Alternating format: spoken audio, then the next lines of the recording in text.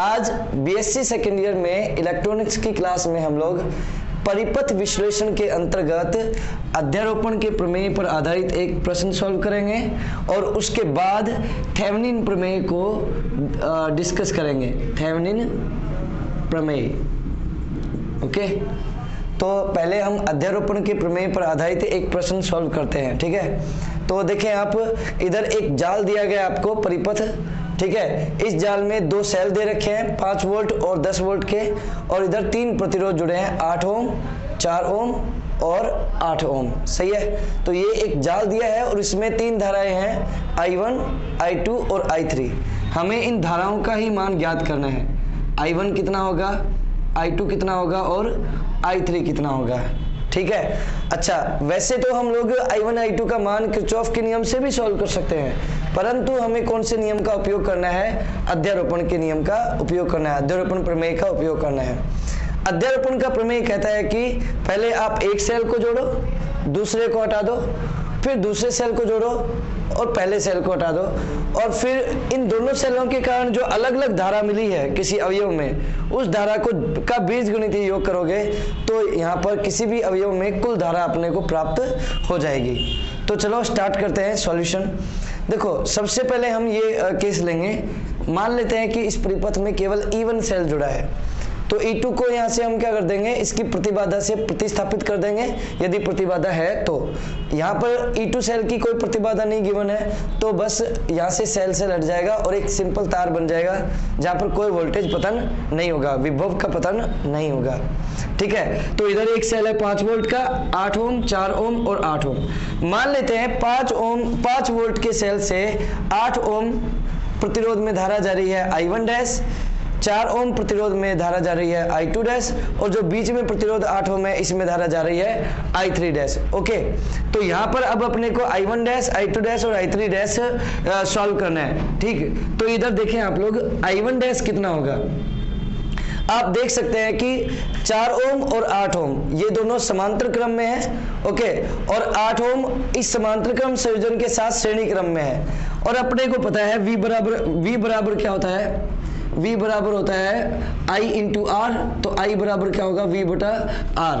तो V यानी विभवांतर कितना है, विद्युत वाहक बल 5, ओके। और प्रतिरोध कितना है, तुल्य प्रतिरोध इस परिपथ में, तो हम देख सकते हैं तुल्य प्रतिरोध है 8 प्लस, ये दोनों समांतर क्रम में है तो समांतर क्रम का तुल्य प्रतिरोध कितना होता है, 8 गुणा 4 बटा 8 प्लस 4, तो ये कितना हो जाएगा, देखिए सॉल्व करेंगे तो 5 बटा 8 प्लस 8 चौक 32 बटा 12, 32 बटा 12, इसको यदि हम 4 से कैंसिल करते हैं तो 8 चौक 32 और 4 तिया 12, ठीक है ना। तो 8 बटा 3 आ गया, इसको सॉल्व करेंगे तो 24 और 3 ऊपर चला जाएगा तो ये हो जाएगा 15 बटा 24 प्लस 8, 24 प्लस 8 कितना हो जाएगा, 32, ठीक है। तो I1 डैश कितना आ गया, 15 बटा 32 एम्पियर। I1 डैश कितना आ गया, यहाँ पर हमारे पास 15 बटा 32 एम्पियर आ गया है, सही है। अच्छा, अब क्या निकालना है अपने को, I2 डैश। तो I2 डैश कितना होगा वो हम देखने वाले हैं। I2 डैश किस प्रकार से निकालेंगे, यहाँ पर हम लोग क्या करेंगे, देखो ये 8 ओम और ये 4 ओम किस क्रम में है, समांतर क्रम में, तो इनका विभवांतर समान होगा। तो 4 इंटू I2 डैश बराबर होगा 8 into I1 dash minus I2 dash, क्योंकि I3 डैश बराबर क्या है, यहाँ पर I1 डैश में से I2 डैश को माइनस करेंगे तो I3 डैश मिलेगा, सही। तो यहाँ से क्या मिलेगा, देखो 4 I2 डैश बराबर 8 I1 dash minus 8 I2 dash, okay. तो इधर से मिलेगा, देखो ये पक्षांतरण करेंगे तो I2 डैश बराबर आ जाएगा 8 बटा 12 I1 डैश, तो I2 डैश बराबर आ जाएगा 8, यदि इसको कैंसिल करते हैं तो देखो 4 से कटेगा तो 2 बटा 3 I1 डैश, और I1 डैश का मान रखें यहाँ पर तो 2 बटा 3, I1 डैश का मान कितना है, 15 बटा 32। तो देखो 2 से ये कट जाएगा 16 और 3 से ये कट जाएगा तो 5, तो I2 डैश कितना आ गया, 5 बटा 16। I3 डैश आ जाएगा यहाँ से, I3 डैश बराबर देखो I1 डैश में से I2 डैश को माइनस कर देंगे तो अपने को I3 डैश मिल जाएगा। तो I3 डैश मिल जाएगा अपने को, I1 डैश का मान कितना है 15/32 और I2 डैश का मान कितना है 5/16, ठीक है ना। तो एलसीएम ले लेंगे 32, तो ये हो जाएगा 15 माइनस 10, तो ये हो जाएगा 5/32 एम्पियर। तो I3 डैश कितना आ गया 5/32 एम्पियर प्राप्त हो चुका है अपने को मान। सही, अब हम लोग ये सारे के सारे मान एक साइड में लिख लेते हैं। तो देखो I1 डैश का मान कितना मिला, I1 डैश का मान मिला 15/32 एम्पियर। ओके, I2 डैश कितना मिला हमें, I2 डैश मिला हमें 5/16 एम्पियर और I3 डैश कितना मिला हमें, I3 डैश मिला 5/32 एम्पियर। ठीक है, ये सारे करंट्स अपने को मिल गए। अब हम लोग दूसरा परिपथ देखते हैं। ठीक है, अब हम सेल 2 को जोड़ेंगे परिपथ में जब सेल E2 जुड़ा हुआ हो। ठीक है, अब E2 के कारण धारा इस तरफ से प्रवाहित होगी। सही, तो I2 dash, I2 double dash लिख लेता हूं इस बार धारा है 4 ओम में I2 डबल डैश, 8 ओम में I1 डबल डैश और इस नीचे वाले 8 ओम में I3 डबल डैश धारा है। सही है, वही प्रोसीजर करेंगे। यहाँ पर अपने को I2 dash I2 double dash मिल जाएगा क्या, I2 डबल डैश मिल जाएगा भाई 10 विद्युत वाहक बल बटा तुल्य प्रतिरोध। तो ये तुल्य प्रतिरोध कितना हो जाएगा 4 प्लस ये दोनों समांतर क्रम में 8 × 8 64 और बटा 8 + 8 यानी कि 16 चौक 64। तो ये हो जाएगा देखो 10/8 करेंगे तो ये हो जाएगा 5/4 एम्पियर। I2 डबल डैश आ गया।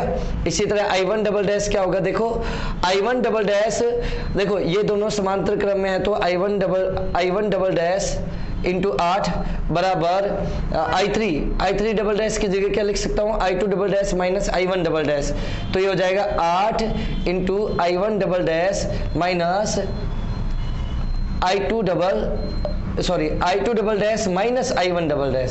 सही, तो ये हो जाएगा 8 I1 डबल डैश बराबर 8 I2 double dash minus 8 I1 double dash. तो ये हो जाएगा, देखो डबल उधर जाकर 8 कट जाएगा ना, तो इधर क्या जाएगा 2 I1 डबल डैश बराबर I2 डबल डैश। तो I1 डबल डैश बराबर कितना आ जाएगा, देखो 5/8 एम्पियर। सही, I1 डबल डैश कितना आ गया 5/8 एम्पियर आ चुका है। सही है, और I3 डबल डैश कितना आ जाएगा, I3 डबल डैश आ जाएगा यहाँ पर देखो I2 डबल डैश में से I1 डबल डैश को माइनस करेंगे तो देखो, तो I2 डबल डैश है 5/4 और I1 डबल डैश कितना है 5/8। एलसीएम हो जाएगा 8, तो ये हो जाएगा 2 5 9 10 माइनस 5, तो ये हो जाएगा 5/8 एम्पियर। I3 डबल डैश कितना आ गया 5/8 एम्पियर। तो मैं ये सारे करंट्स लिख देता हूँ। I1 डबल डैश कितना है 5/8 एम्पियर, I2 डबल डैश कितना है 5/4 एम्पियर और I3 डबल डैश कितना है 5/8 एम्पियर। I3 डबल डैश कितना है 5/8 एम्पियर। सही, तो ये करंट्स अपने को मिल चुके हैं। ठीक है, थेवेनिन प्रमेय हम थोड़ी देर बाद देखेंगे। अब अपने को क्या निकालना है, कुल धारा। तो अध्यारोपण का प्रमेय कहता है कि किसी भी अवयव में कुल धारा अलग अलग सेलों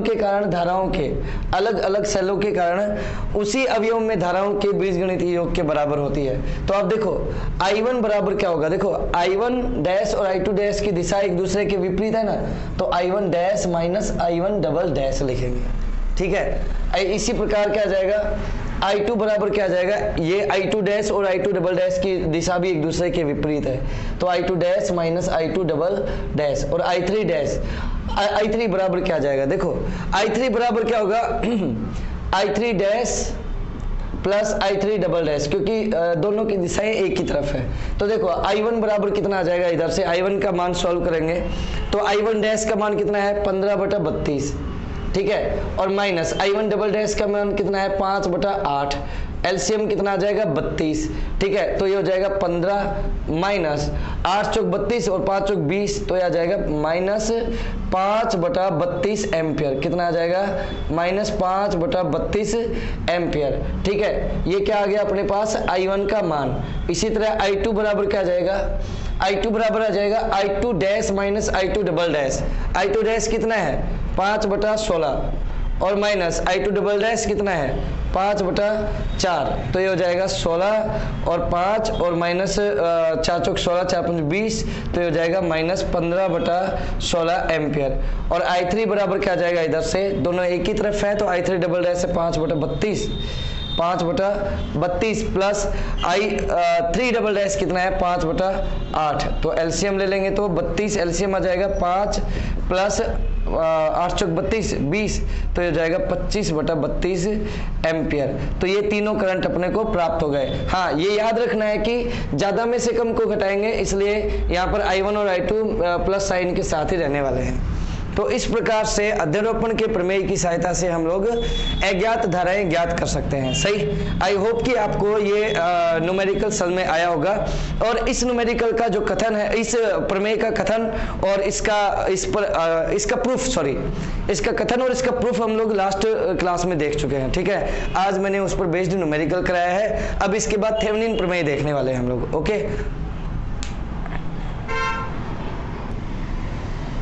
तो स्टूडेंट्स, थेवेनिन प्रमेय क्या है, पहले उसका कथन देखते हैं। बेटा, थेवेनिन प्रमेय का कथन क्या है कि विभिन्न वोल्टता स्रोतों और प्रतिबाधाओं के किसी जटिल जाल को ऐसे सरल परिपथ से प्रतिस्थापित किया जा सकता है जिसमें केवल एक वोल्टता स्रोत जिसका विद्युत वाहकबल E इक्विवेलेंट है, तुल्य विद्युत वाहकबल हो, ओके, के श्रेणी क्रम में प्रतिबाधा जिसका तुल्य प्रतिबाधा ZEQ है जुड़ा हो।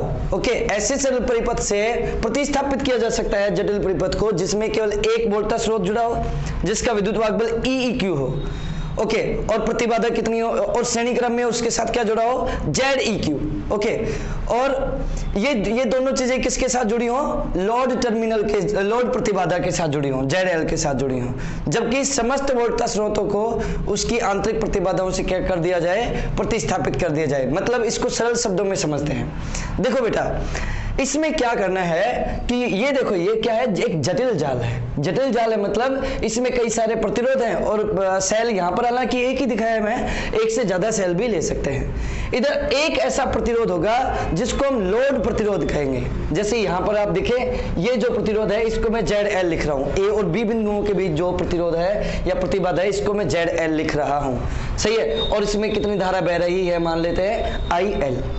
ठीक है, तो नियम ये कहता है, थेवेनिन प्रमेय ये कहता है कि आप इस परिपथ को ऐसे परिपथ से, सरल परिपथ से प्रतिस्थापित कर सकते हो जिसमें केवल एक सेल जुड़ा हो जिसका विद्युत वाहकबल इस परिपथ का तुल्य विद्युत वाहकबल हो EEQ, और इस सेल के श्रेणी क्रम में एक प्रतिरोध जुड़ा हो ZEQ जिसका तुल्य प्रतिरोध इस पूरे परिपथ का तुल्य प्रतिरोध हो या प्रतिबाधा हो।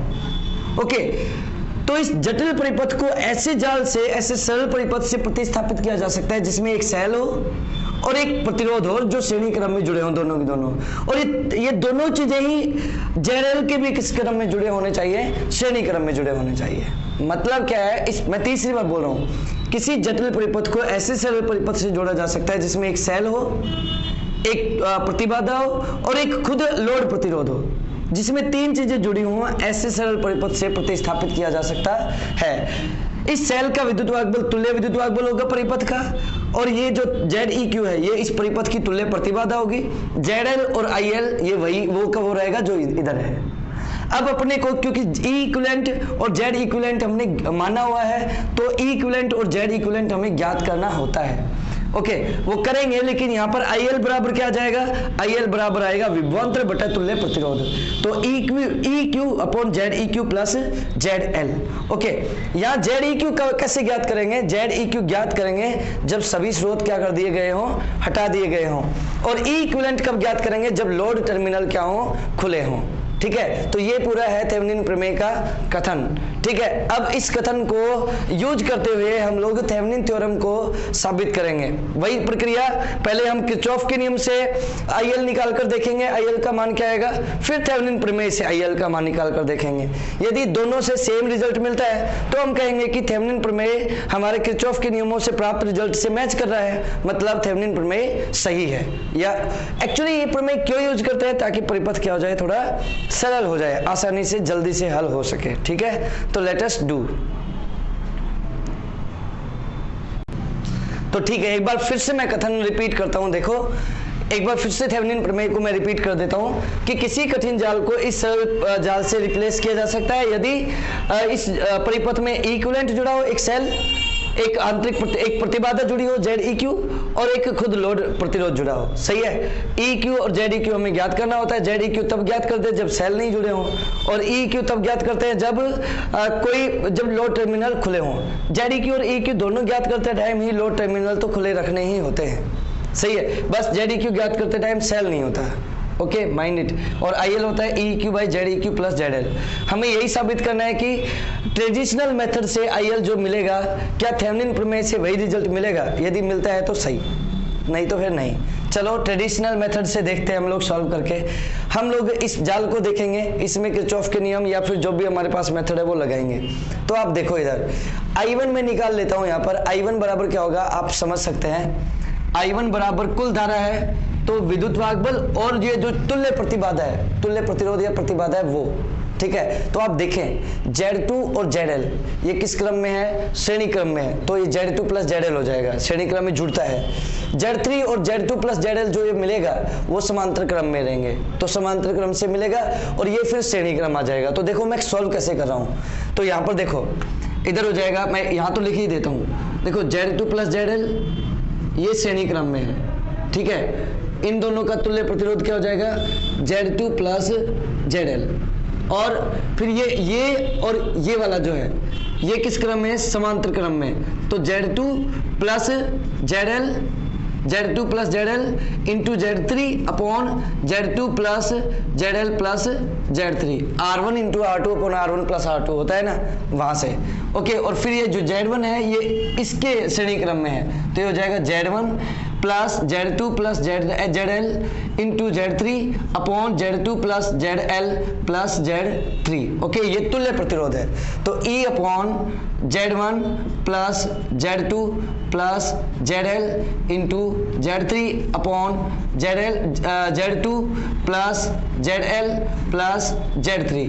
ओके, तो यहाँ से I1 बराबर आ जाएगा E1 into Z2 plus Z3 plus ZL upon Z1 Z2 plus Z1 ZL plus Z1 Z3 और प्लस यहाँ लिख रहा हूँ मैं, नीचे देखना Z2 Z3 plus Z3 ZL।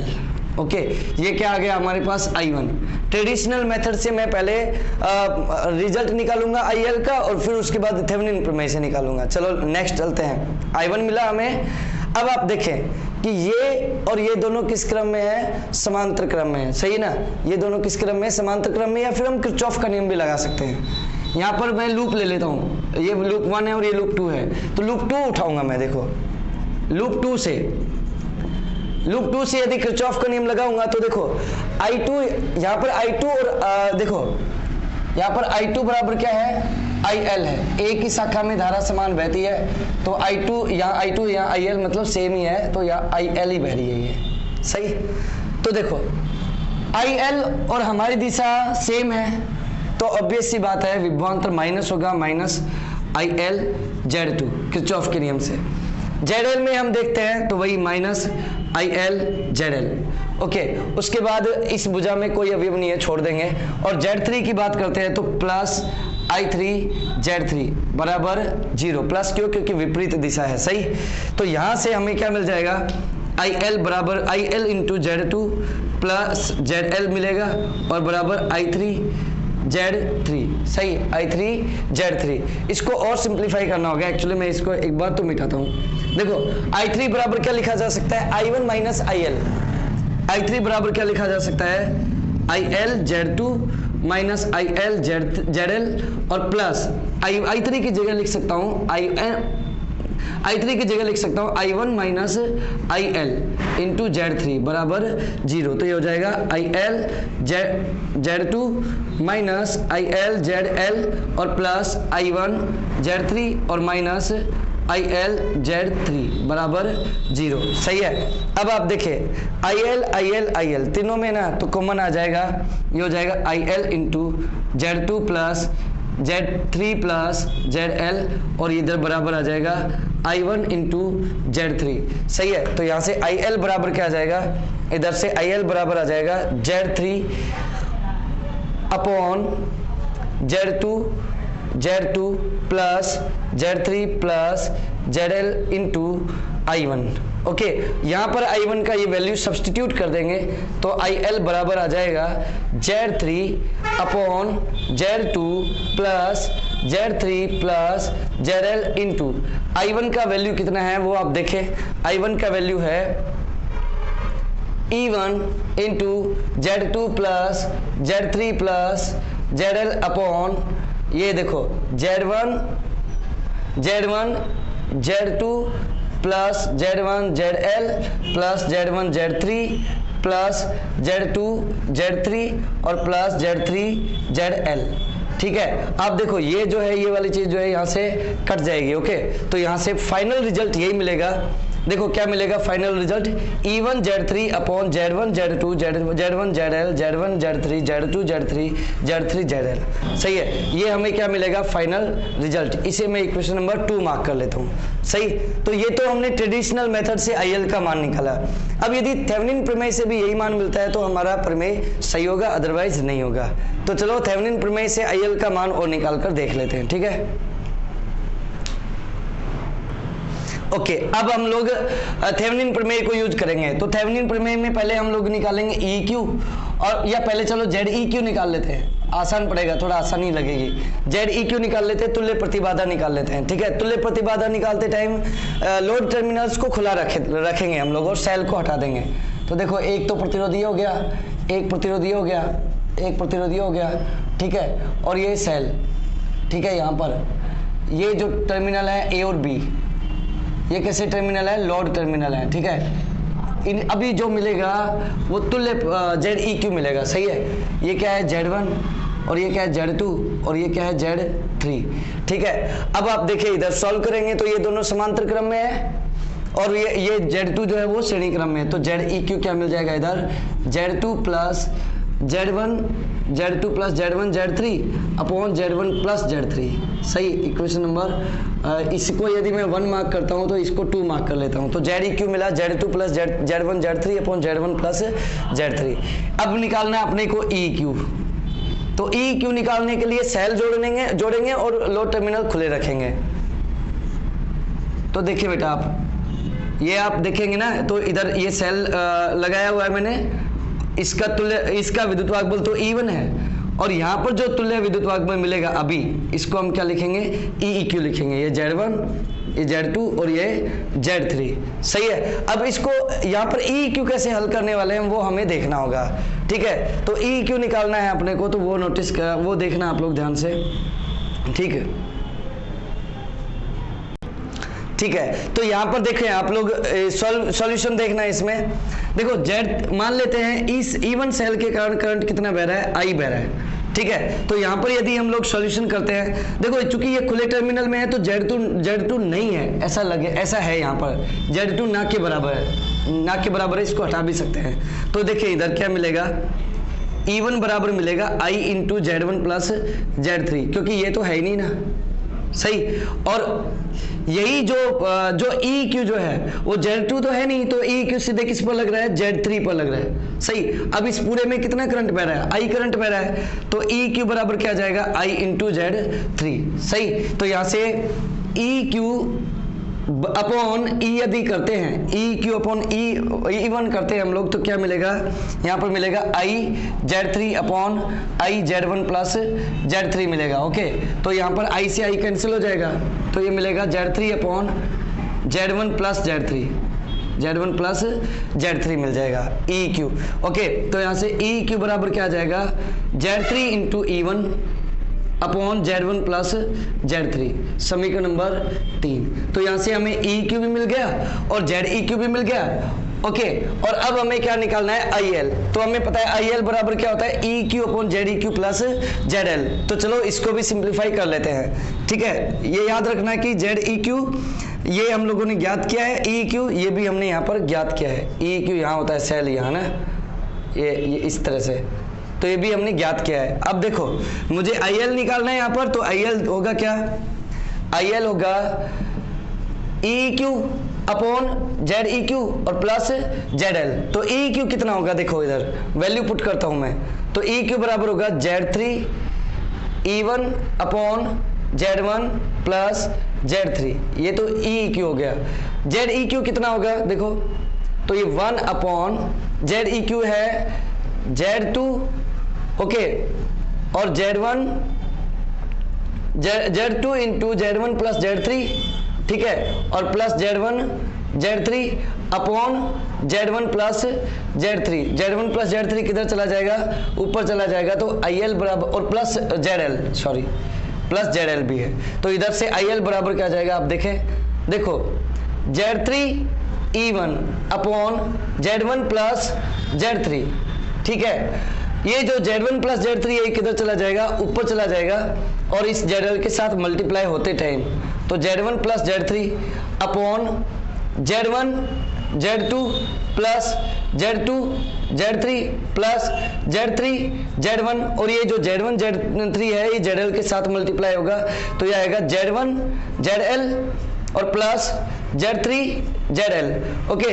Z1 plus Z3 से Z1 प्लस Z3 कट जाएगा, तो IL बराबर क्या मिलेगा आपको, IL बराबर मिलेगा E1 Z3 upon Z1 Z2 plus Z2 Z3 plus Z3 Z1 plus Z1 ZL plus Z3 ZL okay. तो आप देख सकते हैं समीकरण 1 और समीकरण 3 को यदि आप देखेंगे तो आप पाएंगे कि दोनों में IL का मान सेम मिला है, तो हम कह सकते हैं कि ट्रेडिशनल मेथड से भी IL का वही मान मिलता है, तो थेवेनिन प्रमेय से भी वही मिलता है, मतलब हमारा थेवेनिन प्रमेय सही है ओके। तो ये थी आज की क्लास जिसमें हमने अध्यारोपण के प्रमेय पर आधारित एक प्रश्न सॉल्व किया ओके, और साथ ही हमने थेवेनिन प्रमेय का कथन और इसका प्रूफ देखा सही। कल हम जब नेक्स्ट क्लास में मिलेंगे तो हम थेवेनिन प्रमेय पर आधारित एक प्रश्न सॉल्व करेंगे और एक प्रमेय को देखेंगे, हमारा यही क्रम रहेगा, एक प्रमेय एक एग्जाम्पल, इस तरह चलेंगे, ठीक है ना। तो आई होप कि आपको आज की क्लास समझ में आई होगी। Thank you very much.